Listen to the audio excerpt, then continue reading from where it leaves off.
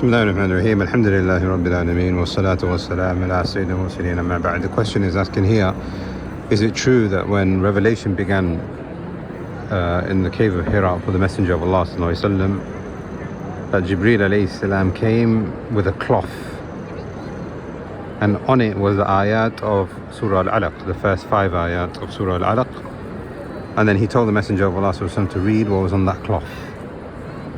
Some of the ulama, just by way of mentioning, have said it was the first 3 ayat.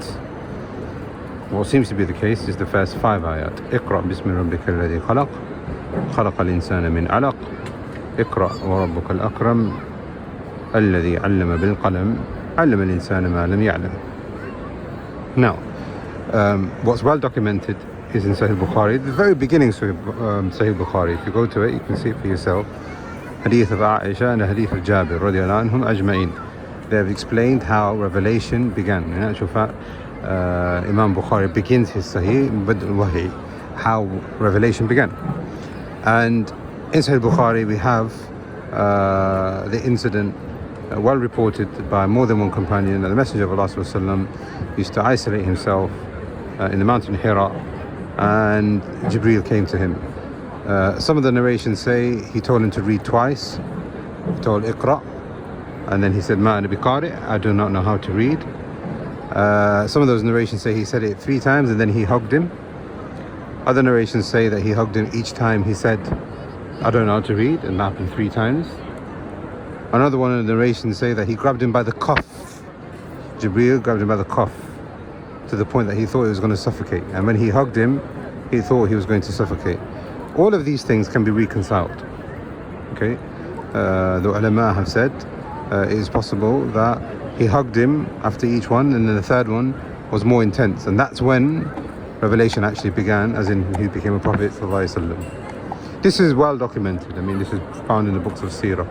However, there is an alternative, which is this one that the question is asking about, that Jibreel gave him a cloth and on it was written the ayat, and he told him to read those ayat, meaning he gave him the cloth and he said, read what's on this cloth, and he said, I don't know how to read.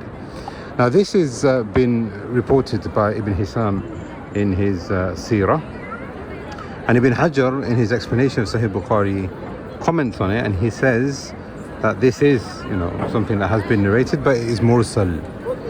Now mursal is a type of hadith which is da'if, where the companion has been omitted from the chain of narration. And Ibn Hajar refers to Bulqini talking about it also.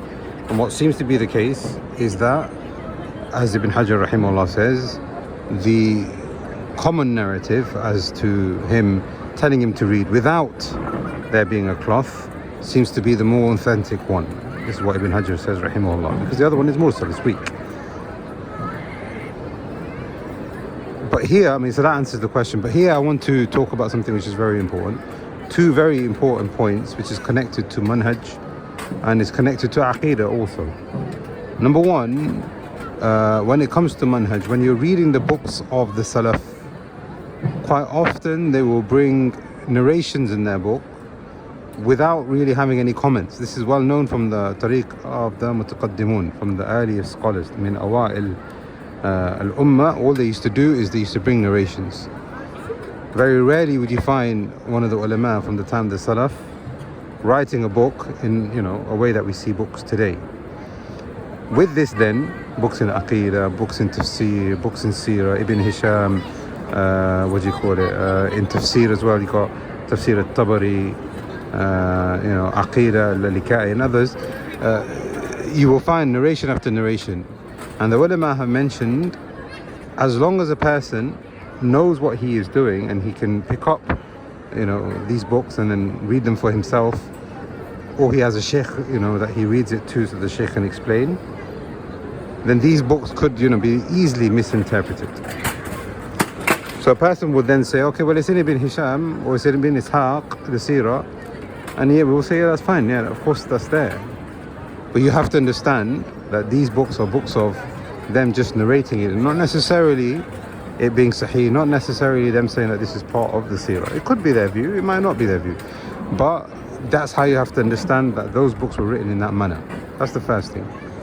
The second thing, some of the people of Tasawwuf have used this second narration of the cloth to suggest, okay, now brace yourself, to suggest that on this cloth was actually the Lawh al-Mahfuz. So when Jibreel told him to read, he said, I don't know how to read. He's not asking him to read the first 5 ayat, he's asking him to read the Lawh al-Mahfuz. Until Jibreel grabbed him, and then from that point on he became a prophet, and that point on he knew everything that was in the Lawh al-Mahfuz, which basically means he knows everything from the unseen. Na'udhu billah. Na'udhu billah.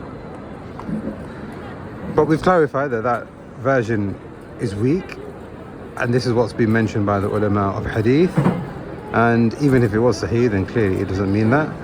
قُلْ لَا يَعْلَمُ غَيْبَ السَّمَاوَاتِ وَالْأَرْضِ إِلَّا اللَّهُ. None knows the affairs on the unseen, the heavens and earth, except Allah.